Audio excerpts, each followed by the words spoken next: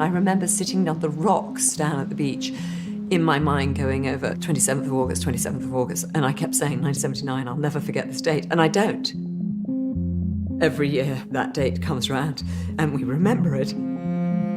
40 years ago, Lord Mountbatten, the great-uncle of Prince Charles, was blown up at sea by the IRA at Mullaghmore, off the west coast of Ireland. By killing Mountbatten, you sent ripples around the world in a way which no other assassination could have achieved. No member of the British royal family had been murdered by terrorists within living memory. At the time, I could not imagine how we would come to terms with the anguish of such a deep loss. 3 others were killed on the boat, including 2 teenage boys. There was a mighty bang, a huge crack like thunder, and I immediately said, Paul is dead. The day was marked not just by the Mountbatten bomb, but by a second IRA attack that killed 18 British soldiers at Warren Point, across the border in Northern Ireland. The IRA couldn't believe their luck. For the nationalist population, we were monsters. This is the story of that day, told by those directly affected by it. It is hard when you see the wounds that never really got sewn up from that day and that tragedy, and that is hard.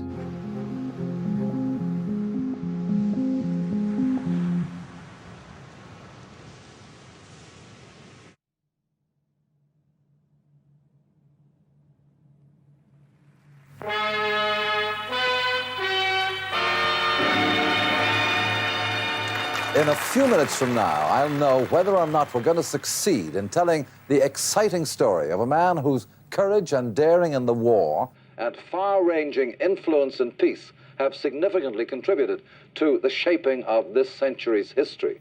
The man I'm after has no idea that I'm going to be there. I remember going to the studio. I remember the dress. I had to wear my sister's hand-me-down dress, always a hand-me-down dress. And my thanks to Lord Brabourne, John Barrett. We even had Princess Anne's underwear, I remember one year was handed all the way down to us. Admiral of the Fleet, the Earl Mountbatten of Burma, tonight this is your life. What do you mean? Inside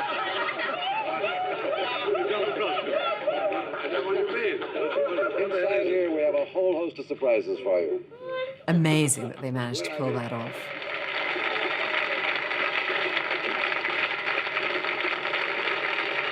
Now, India, that's an unusual name, isn't it? How did you get that?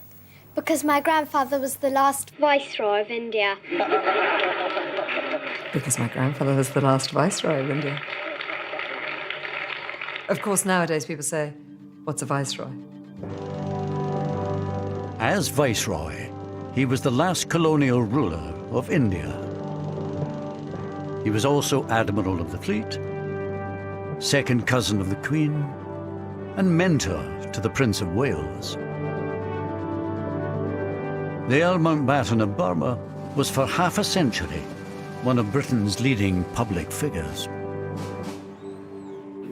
Can you bear having hot milk in it, or would you rather not have milk in it? In retirement, he spent more time with his family, but he still enjoyed the public spotlight so much that he allowed an ITV crew to record his annual summer holiday in Ireland, even if it meant compromising the family's privacy. Every Easter, every summer, every Christmas, every single holiday, we were together with our natural cousins. 1, 2, 3, whoopsie! Classiebawn was always in the summer, a month in August. Yes, twins, where are the twins? For all of the fact that it was called Classiebawn Castle, essentially it wasn't. It was a Victorian mansion with some turret built onto the end of it. Lord Mountbatten inherited Classiebawn Castle from his wife, Lady Edwina, who died in 1960. There were so many wonderful traditions.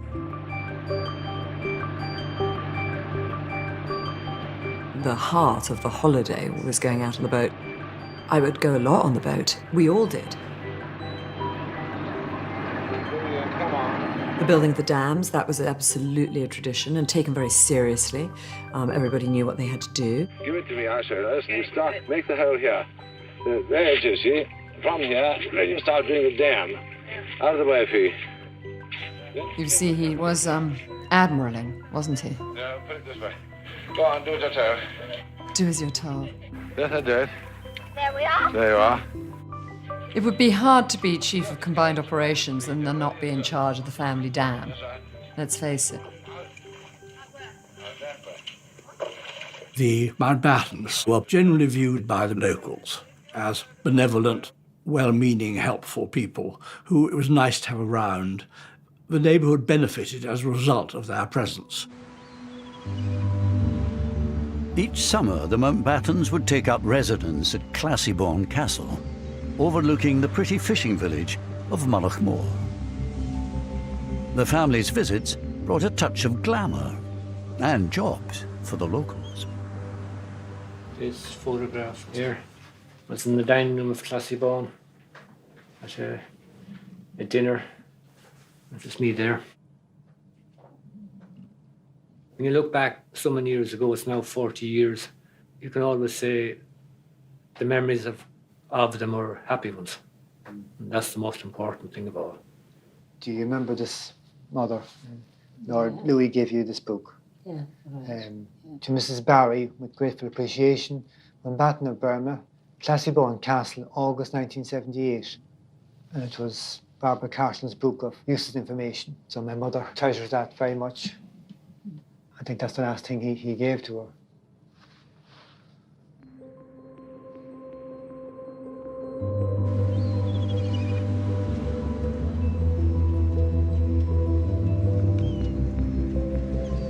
The Mountbattens were not alone in their attachment to Mullaghmore. There are my 3 children at Mullaghmore. That was Paul and his 2 sisters. Mullaghmore was a popular holiday destination for families from Northern Ireland, as well as the south, and the Maxwells from Inniskillen had their own cottage there. We went down there during the summer holidays for 2 months every year, and the children enjoyed it immensely. I particularly like this one with Paul.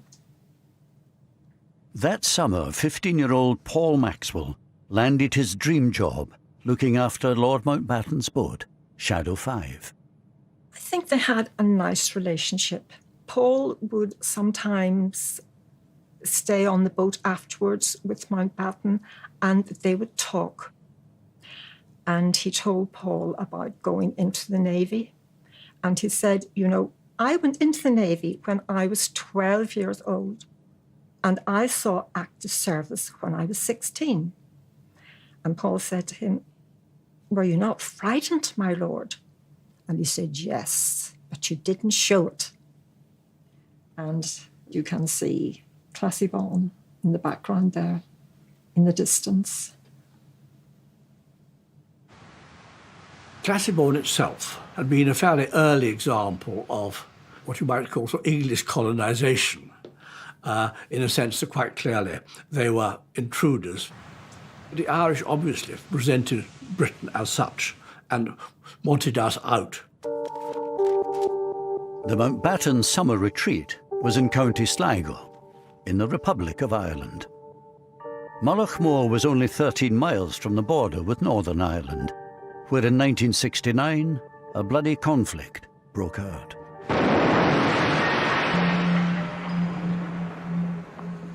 Catholics in Northern Ireland resented being treated as what they saw as second-class citizens, and the IRA took up arms against the British state. Despite the nearby troubles, the Mountbattens kept coming to Classybourne. They enjoyed protection from the local police, the Garda, but it was all kept very low-key. The families themselves were very rarely targeted at all, and there was very little personal animosity. But I don't believe the Garda, more than anybody else, believed that actually there was a serious threat. Judging the appropriate level of security for the Mountbattens was a tough call. My grandfather was very keen not to have the intrusion of an overly protective force around, which is funny when you think that on the mountainside there was a big painted sign, Brits go home. You arrive for your summer holiday and that's the welcome. A reminder that while the fishing village of Mullaghmore itself may have welcomed the Mountbattens, County Sligo had deep roots in the Republican movement. Mountbatten would have been seen by people in the IRA leadership as a cultural icon of the British establishment. Anthony McIntyre joined the IRA in Belfast in 1973. He wanted to get the Brits out and create a united Ireland.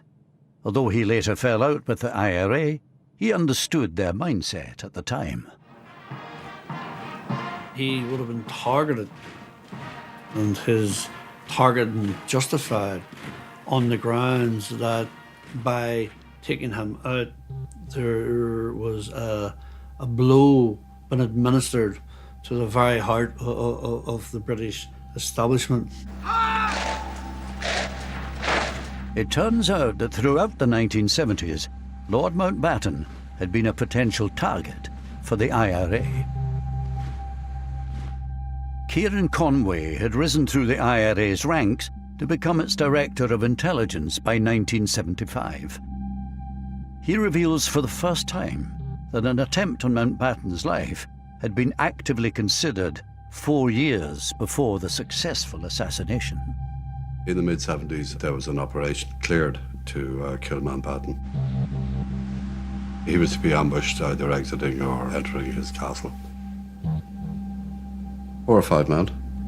A spotter car somewhere distant. Then walkie-talkie communication between the people with the guns in the car to say he's on his way. You'd know roughly how long it was going to take. And then open up in the car. The mindset in 74, 75, the early 70s would have been operational, you know, like kill them without too much reflection. I think he would have been astonished if told that there were IRA members in Ireland who were interested in his existence, let alone wanted to murder him. The 1975 plot did not get the go-ahead from the IRA's Army Council, and Kieran Conway temporarily left the IRA later that year. But the military campaign against the British security forces did not let up. In Crossmaglen, it takes all the professional skills of the army to make it safe enough for the Royal Ulster Constabulary to walk around the town where they're charged with maintaining law and order. 2 of them have been gunned down here. By 1979, the British Army had been in Northern Ireland for 10 years. Around 30,000 troops were lined up against an estimated 500 IRA volunteers. Yet 324 soldiers had already been killed. And things were particularly dangerous in South Armagh, which runs along the Irish border. Bombings and shootings. South Armagh had a fairly notorious reputation as being dangerous. More dangerous, perhaps, than any other battalion area. Of course, South Armagh adjoins the Republic, so life on the border was challenging. South Armagh Brigade was beyond belief. Just its ability, their operational efficiency, they were visibly beating the British.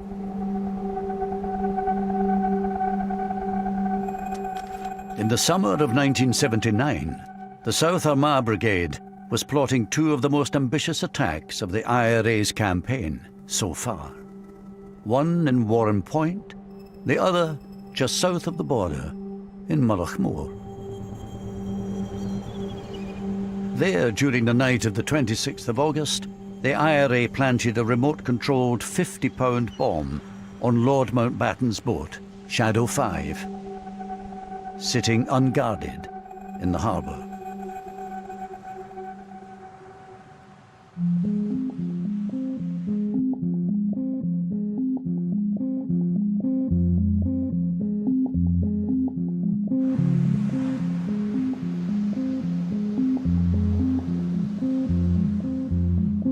went on duty at 6 a.m.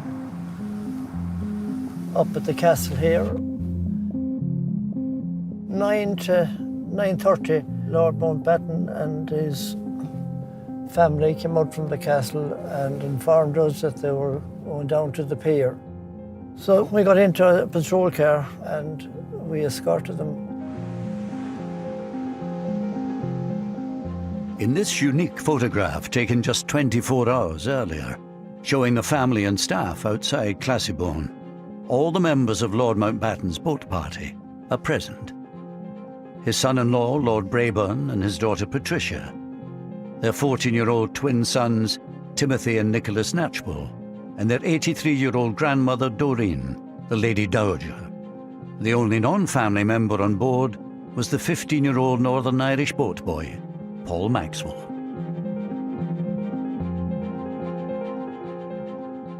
The day itself comes to me in flashes, rather like small explosions. I remember distinctly sitting in the library with my brother. My grandfather and the others had gone out of the boat, and Ash and I were watching on this crackly, fuzzy television screen, Laurel and Hardy. On that day, the 27th of August, 1979, I was sitting on the back patio with Paul's father and Aunt Lisa. Paul said, "Goodbye, Mum. See you in the evening." I didn't think that was the last time I would ever see him alive.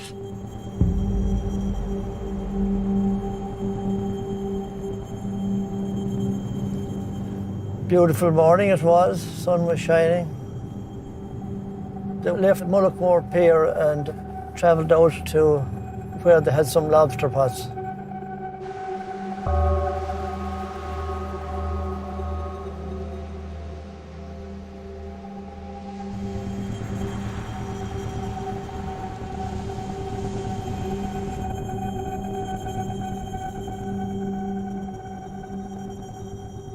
This is where we were. Yes, looking out, you could see the boat as it came along.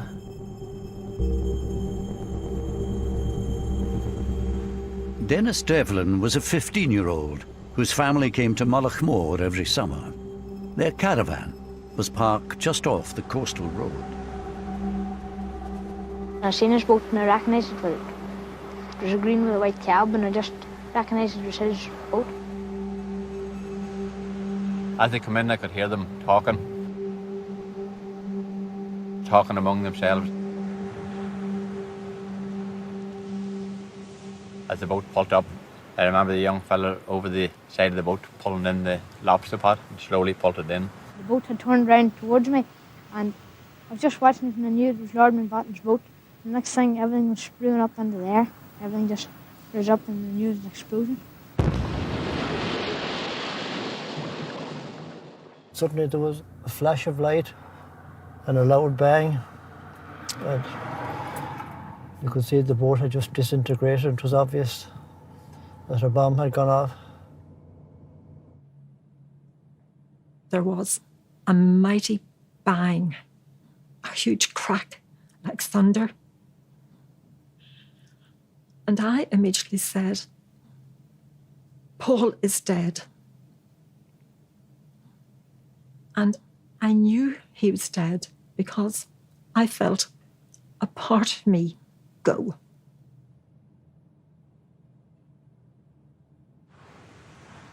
My brother, sister, and I were taken into the study, and before anything, we were asked to take these pills with a glass of water. I'd never taken a pill in my life before. And that, to me, was more surprising than anything of that day. I couldn't understand why I was being made to take a pill. Again, I think it's so reflective of the era that they were in 1970s, that someone would have had Valium on them, for God's sakes, and said, let's give it to the children. I mean, dear God, would you give an 11-year-old a Valium?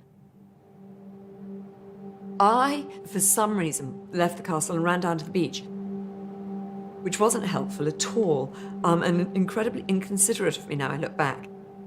I remember sitting on the rocks down at the beach, in my mind going over 27th of August, and I kept saying 1979, I'll never forget this date, and I don't.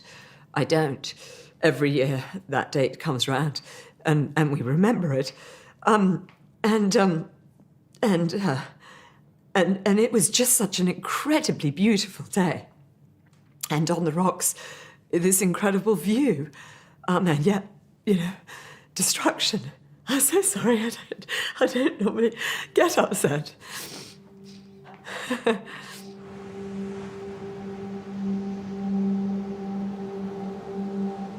I remember it very vividly, every moment of it, really, from the very start to the very end of the day, and I think I'll always remember it. Lord Mountbatten's boat had exploded, so immediately I got two friends and we went out on the boat to see what we could do. And we arrived there, and those other boats that were in the near vicinity, they were already lifting the survivors. And at what point did you realise that Mountbatten himself had been killed? I think when we actually took him from the boat that he'd been brought ashore in and brought him to the ambulance, that's the first that I realised that he had actually been one of the fatalities. He was one of the first who was actually taken ashore.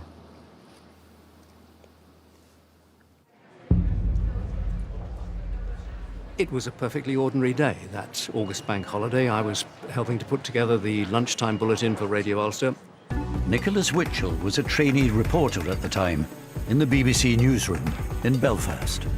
We received a tip-off from somebody we knew suggesting that there had been an explosion reported at Mullaghmore in the Republic of Ireland.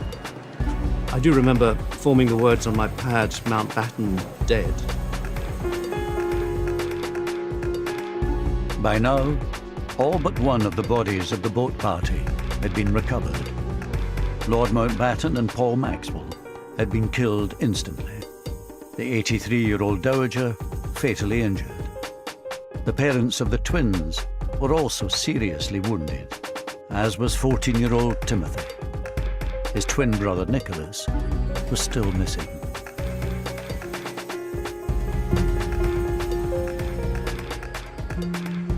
You could see this beautiful blue azure sea just off to the north end of the little peninsula which Mullaghmore is. We could see a lot of debris, the splinters of wood. It was fine debris, quite fine debris it was.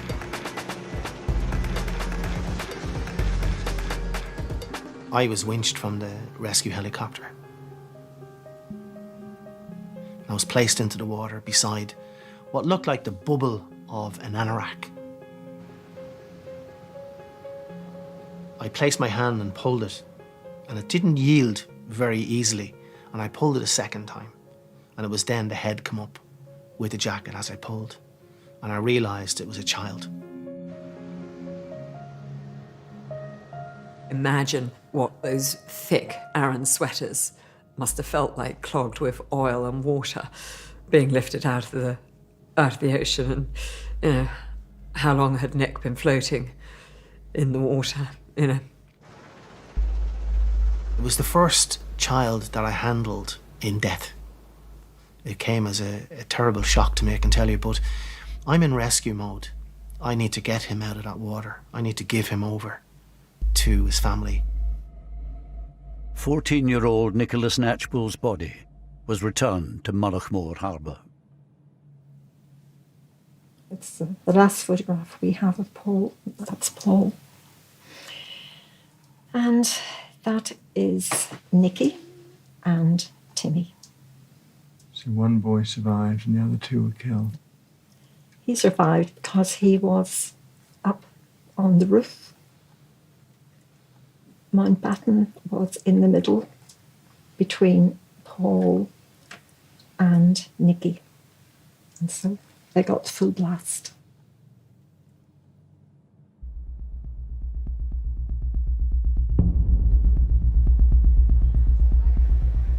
Later that afternoon, I had a phone call from a contact I knew within the Republican movement who asked, most unusually, to drive up to the Falls Road to meet him. Opened the door, he got into the car, sat down beside me, we drove on. Then he reached into his mouth, like that, and drew out a small scrap of paper which was wrapped up in cling film, unwrapped it, and this was a telex message which contained the IRA claim of responsibility for, as they put it, the execution of Lord Mountbatten. The choice of the word execution is very deliberate. It is an attempt to imply that there was some kind of a justification. Execution implies a judicial process, clearly, absolutely inappropriate. By killing Mountbatten, you sent ripples around the world in a way which probably no other assassination could have achieved. While people were still reeling from the news that a member of the royal family had been killed at Mullaghmore, the IRA's operations that day were not yet over. Now the British Army was in their sights. Later that afternoon, over 100 miles away, members from another South Armagh unit were lying in wait by the Newry River on the southern side of the Irish border. They were hoping to blow up a British Army convoy travelling along the road from Warren Point across the river in Northern Ireland by detonating 2 radio-controlled bombs that they'd planted earlier. One, a 700-pound device hidden in a lorry piled high with straw, was parked in a lay-by. The other, 1,000 pounds worth of explosive, hidden in a nearby gate lodge.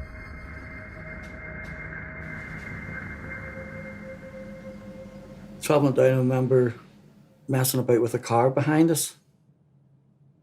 Tom Cochey was a local boy from Newtonards who had joined the parachute regiment at 18, as his father had before him. That day, he was a passenger in the lead vehicle of the 2-truck convoy. We had a packed lunch and we had oranges and we made little teeth out of the orange, and there was a car with a lady and kids in it. And we were smiling at them, that type of banter.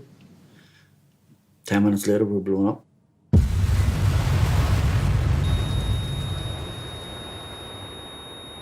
Not a bang, just a rumble. And I had the sensation of flying. Not even coming to, just looking about, sitting there, and everything's just a mess. I came into the roundabout and you couldn't see past the roundabout, totally obscured with smoke. Peter Malloy was a freelance photographer at the time, who just happened to be passing. I got out, grabbed the cameras, and just as I'm going into it, a policeman's coming running out, and he's screaming. He says, don't go in there, they're all dead. I just put the camera into autofocus and I just shot generally. The first thing I saw was a long wheelbase Jeep, and there were soldiers in that, and one look told you they were obviously dead. And the heat, you couldn't really go too close to it. Everything was burning. And my legs were on fire. No, I couldn't move. And the next thing, the guys were on me. They were pouring water, trying to put me out. And one of the guys gave me his red beret to put over my face to keep the sun off it. And I can remember lying there and voices. Dead, he's dead, he's dead, dead, he's dead, he's dead. And voices getting closer to me. And whether I imagined this or whether, I don't know, but I vividly remembered. I remember saying, I'm not dead. And taking the beret off, it was like a roll call of the dead. 7 of the 9 paras travelling in the first truck had been killed. Tom Cochey, along with his friend Paul Burns, were the only survivors. But the carnage didn't end there. A very fine English voice shouted, there could be a second bomb. Take hard cover. And they all went over towards the gate lodge. Across the river, the IRA bombers were lying in wait ready to detonate the second bomb. They'd predicted correctly where the surviving British troops were likely to regroup. I remember getting put in that chopper and Paul Burns being put in. I remember looking at his face and it was like something out of Tom and Jerry. When the cigar goes off in your mouth and your face is black. And with all little, he was like a straw man, little bits of straw stuck in his face. And then, boof, bang it goes again. Boom.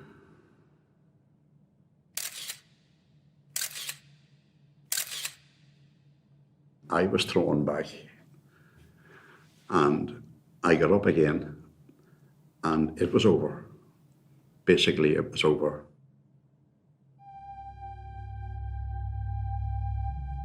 The 27th of August had started badly for Mike Jackson. The news came through of the Markmoor bombing and the death of Earl Mountbatten, amongst others, which was obviously very shocking.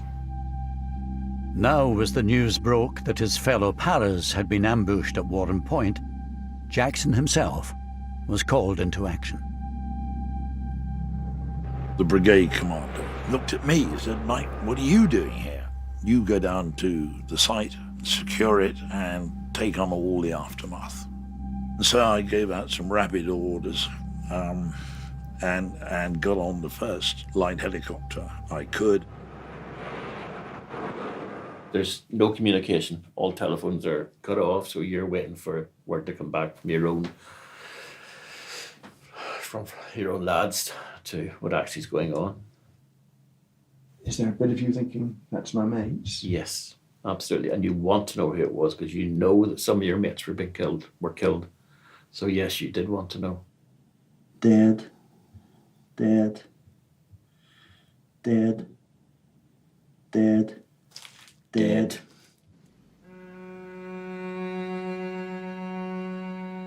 A further 11 British soldiers had been killed in the second explosion.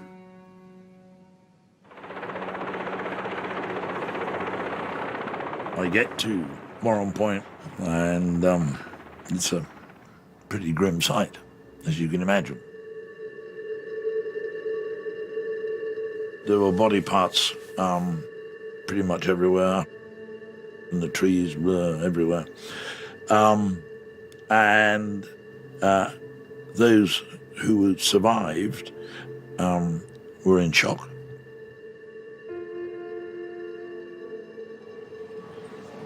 It was absolutely obvious, right from the earliest point, that this was a death toll on an exceptional scale. It transpired, of course, that 18 soldiers had lost their lives, the greatest single loss of life that the British Army had suffered in Northern Ireland.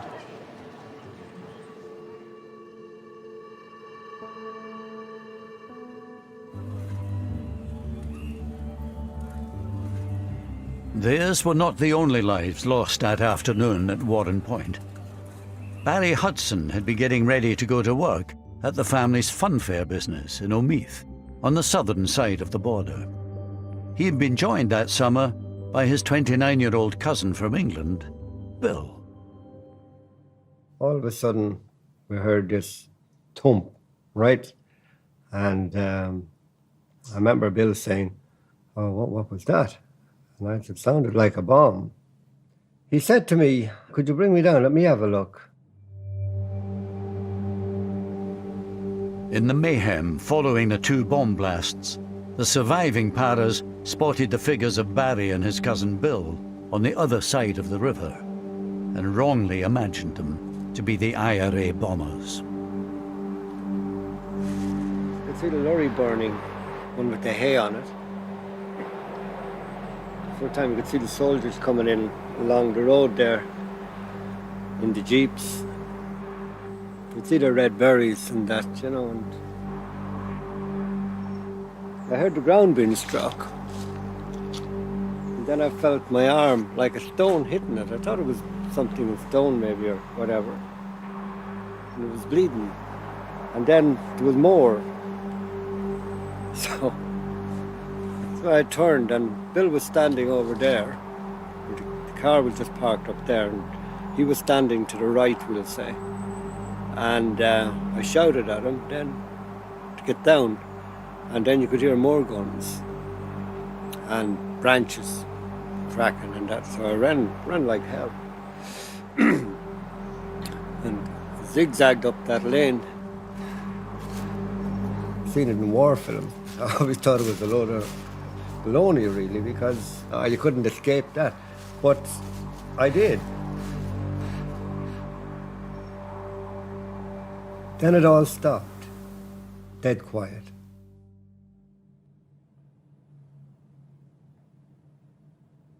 So after about a minute or two, I thought my cousin should be coming up now. I just thought he'd get up and come back up. I looked around the corner and I seen him lying on his back and blood, a lot of blood. And I ran down to the car. I knew when I seen him, it's nothing anyone can do for him. The lad that pulled the trigger, I'm sure he was shell-shocked. Didn't enter his head for one instant, not to pull that trigger. And I think that we would all have done the exact same thing in that situation. It was left to Barry to report the tragic news to Bill's father. Ironically, Bill Sr. worked in Buckingham Palace as one of the Queen's coachmen. I said, "Oh, terrible news, Uncle." I said, "Bill's dead." "Oh, dead? Huh? What happened? How'd he dead?" And I said, "He got shot." I said, "How'd he get shot?" Terrible. Terrible. Just one of the worst moments of my life, actually. Something I wouldn't want anyone to have to do. The army later acknowledged that Bill Hudson was an innocent civilian, mistakenly killed.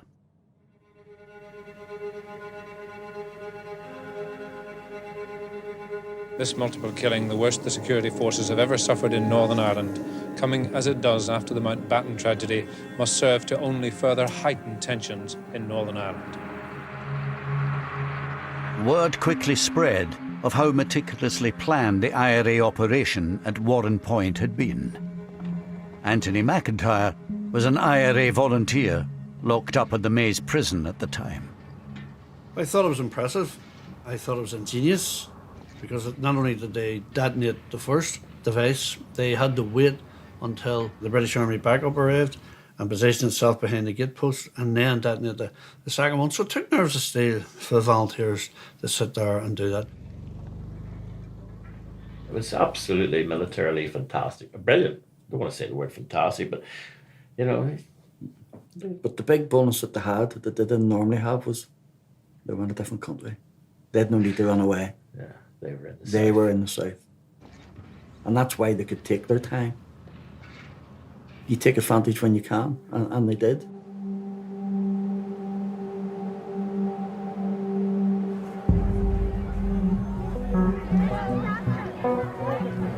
Will you please stand still and I will move?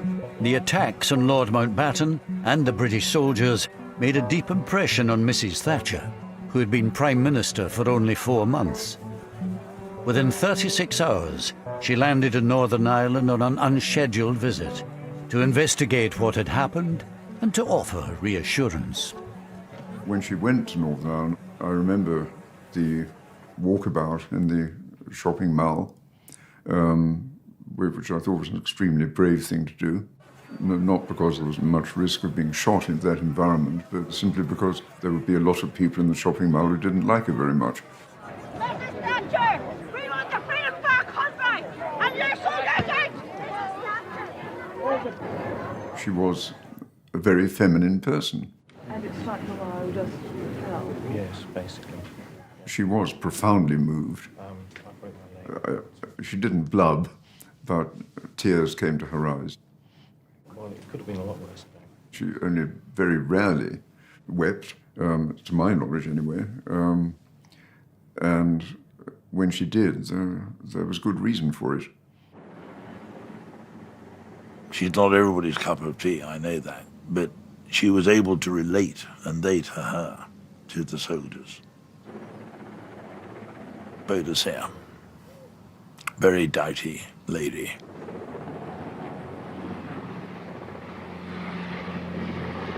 I think in terms of significance for Margaret Thatcher, knowing as we do what we do about her personality, I'm sure that it actually made her even more determined to resist.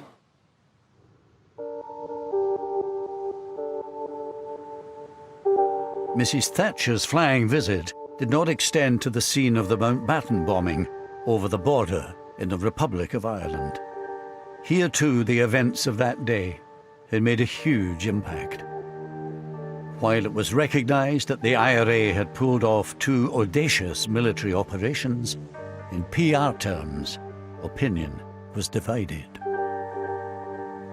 Almost everybody spoke with regret and shame about what had happened to Mountbatten. And that sense, this is our territory, how dare they do this on our territory.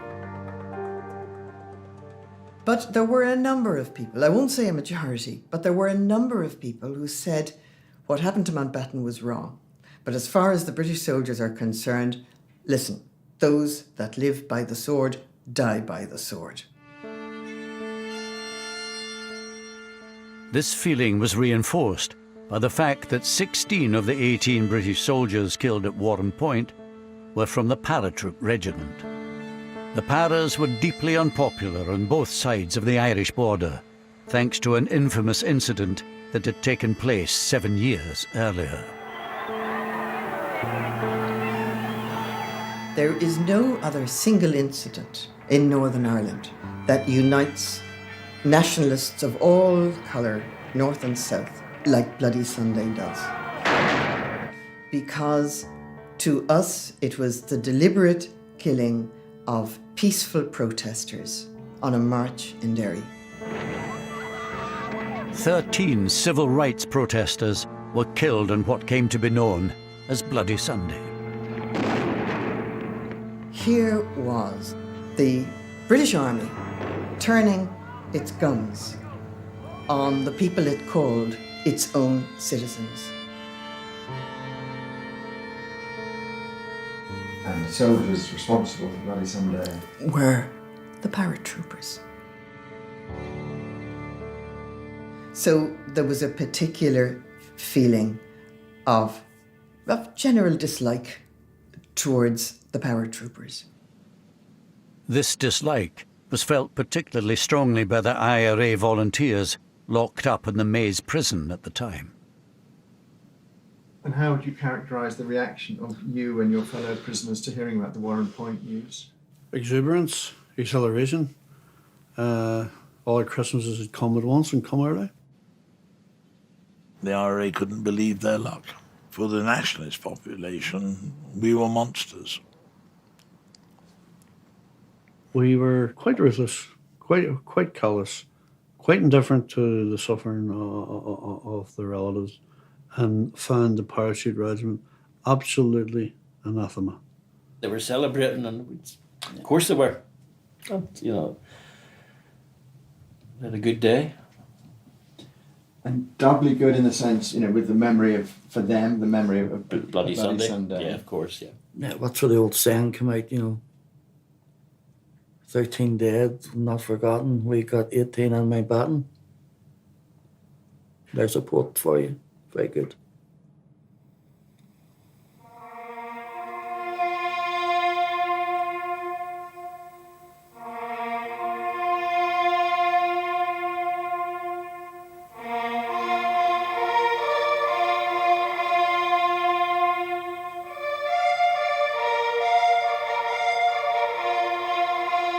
That funeral was extraordinary. I think my grandfather had masterminded every moment of it, understandably, and it ran to perfection. The whole family of Europe seems to be here. Lord Mountbatten's state funeral, the largest of its kind since Winston Churchill's, provided a vivid reminder of the personal nature of the blow dealt to the royal family.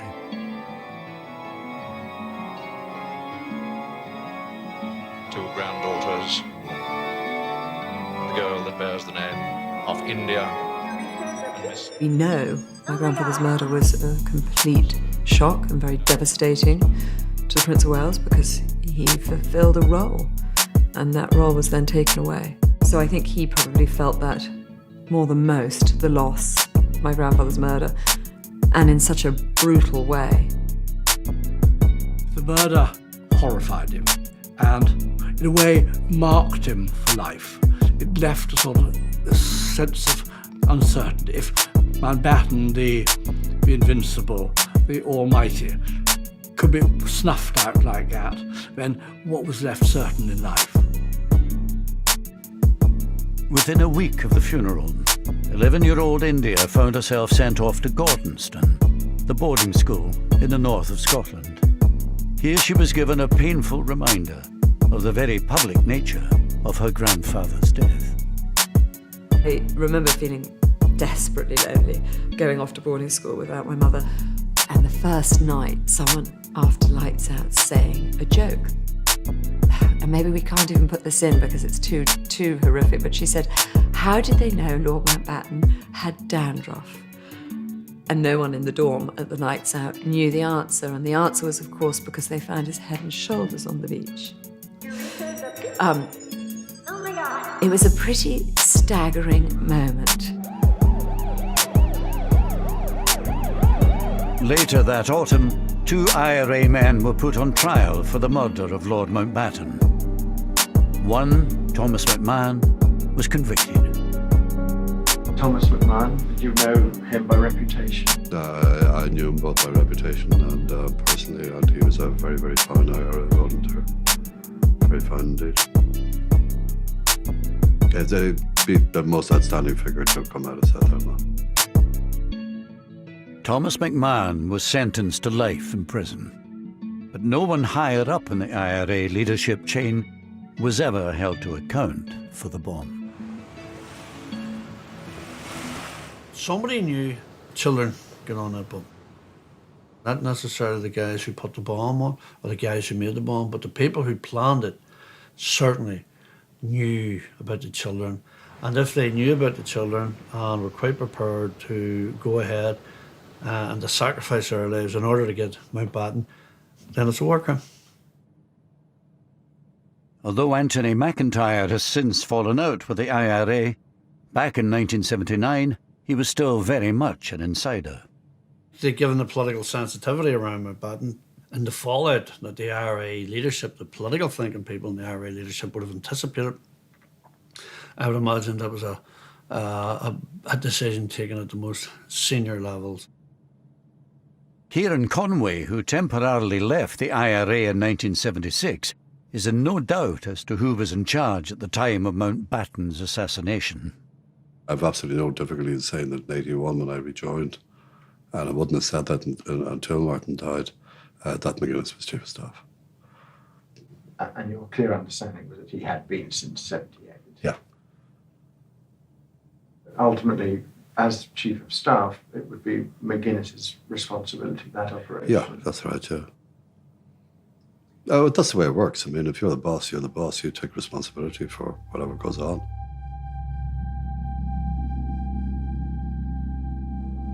Meanwhile, no one was ever put on trial for the bombs at Warren Point, let alone convicted, despite the arrest on the day itself of 2 IRA suspects near the scene of the carnage. Well, of course it's frustrating. The offence is one of murder, mass murder. And it is a source of great regret that nobody was brought to account for it.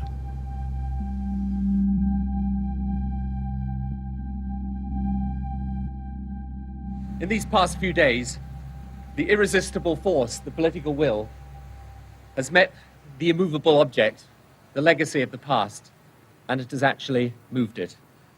It took another 20 years after the Mountbatten and Warrenpoint killings, but peace was finally established in Northern Ireland by the British and Irish governments at the Good Friday Agreement in 1998.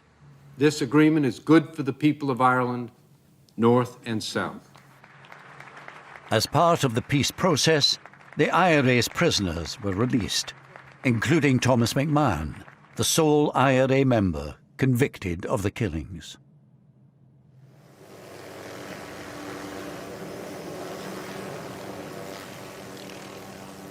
The idea of reconciliation has lain at the heart of the peace process. And there we get a first glimpse of the Queen. In 2012, the Queen came face to face with the man said to have been ultimately responsible for the assassination of her second cousin. You really did have to just pinch yourself and think, can this actually be happening? That the head of state of the United Kingdom and the man who, without doubt, was one of the leaders of the military, the offensive side of the Republican movement, who may well have had a hand in planning Mullaghmore or certainly signing off on it, that they were standing together was remarkable. The symbolic strength of that shaking of hands was enormous. It was one of the most powerful things that she could do. And she did it even though personally it may have cost her something. But it was terribly important that that was done. Only she could do it, and she did it. She's a more admirable person in the transaction, I think, you know. I think it was more difficult for her than for him.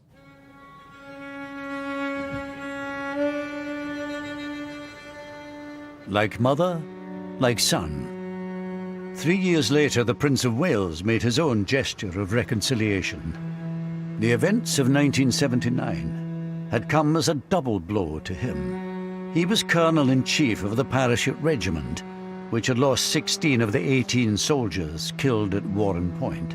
And at Mullaghmore, he'd also lost a mentor who meant so much to him. At the time, I could not imagine how we would come to terms with the anguish of such a deep loss, since for me, Lord Mountbatten represented the grandfather I never had.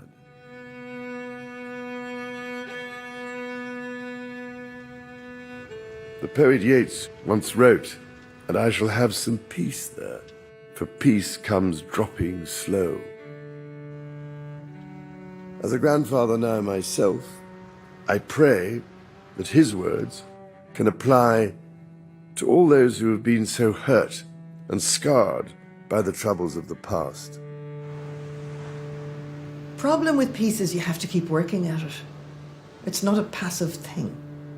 It is always going to be a continuing responsibility on all of us in these islands to make sure that the conditions in Northern Ireland do not encourage the breakout again of sectarian tensions. We do not want to go back to that. So it's not a matter of peace coming dropping slow. Peace has to be worked at damn hard. 2 years ago, Martin McGuinness, the man widely believed to have been the IRA Chief of Staff at the time of the bombings, died. According to Buckingham Palace, the Queen sent a private letter of condolence to his widow.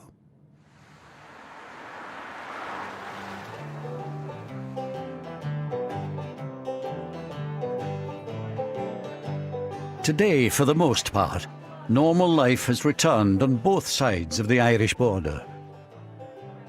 But the sense of shame in the village of Mullaghmore lives on, especially among those who'd had close ties to the Mountbattens.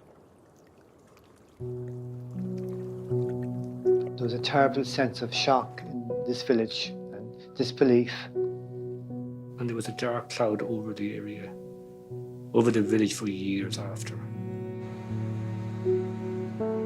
People didn't talk about it. They did in their own houses, hushed, talked about it, but not out in the open. People felt so bad about what had happened and embarrassed about it. As with the town, so with the individuals themselves. They too are still struggling to come to terms with the tragic events of 40 years ago. I never took another picture since. It's 40 years ago. Why did you never take another photograph? I just couldn't face it. I was literally shaking. I watched the firemen and I thought that's what I should have been doing. And the following week, I applied and I joined the fire service then. Loved it. Loved it. I see that young boy's face over and over, and it doesn't go away, and it doesn't get any more blurred as it did from 1979 to today, because I can still see it. I'm okay with all that because I brought that kid home.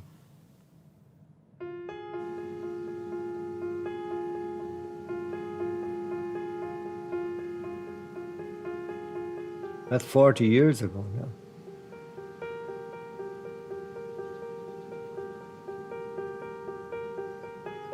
It hasn't been one day, I'm sure, that it hasn't crossed my mind. Sometime. And that's a long time for something to stick in your mind. Didn't feel lucky at the time. Didn't feel lucky for 10 years after. I wanted to be with them. Why did I survive? It was like a day that would never end. And then went on to weeks that would never end and years where grieving would never end. And it hasn't. I will always grieve for Paul. I carry him in my heart everywhere I go. I asked my mother about doing this, and she said, yes, absolutely, it's important to keep talking. I think in trauma and in death and in survival, there is so much that is unsaid, and there is, unfortunately, no path. There's no written textbook of healing. And so in amongst my 7 cousins who I am and remain close to, and my own siblings, everybody coped very differently. And some didn't cope well. And of course, we're seeing the side effects of that even to this day. And the damage that was done was so much deeper than any of us could ever have imagined. And adult lives are still being horrifically disrupted. I certainly try not to hold resentment in any way, and that's hard.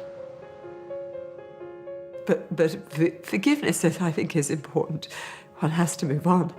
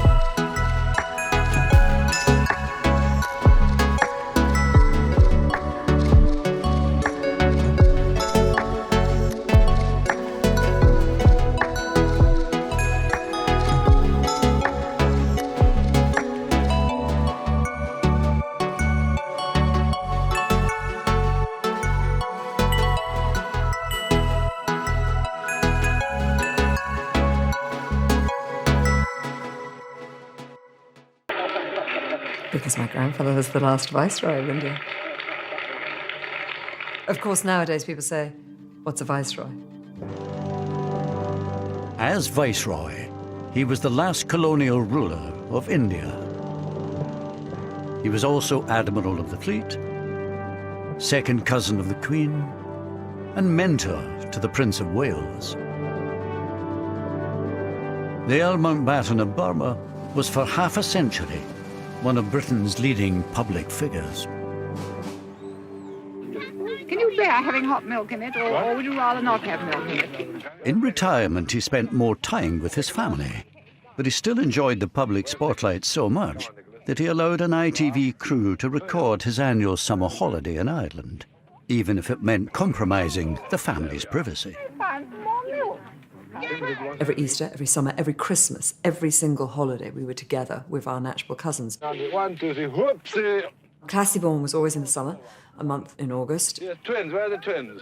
For all of the fact that it was called Classieborne Castle, essentially it wasn't. It was a Victorian mansion with some turret built onto the end of it. Lord Mountbatten inherited Classieborne Castle from his wife, Lady Edwina, who died in 1960. There were so many wonderful traditions.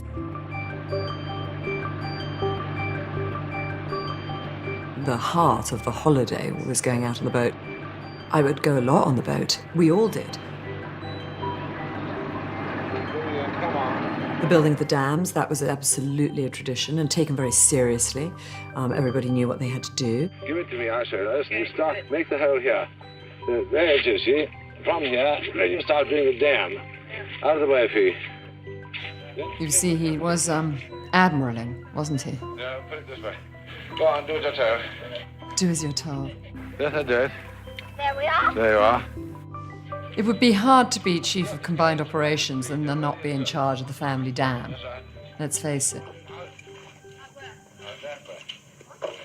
The Mountbattens were generally viewed by the locals as benevolent, well-meaning, helpful people who it was nice to have around. The neighbourhood benefited as a result of their presence. Each summer, the Mountbattens would take up residence at Classieborne Castle.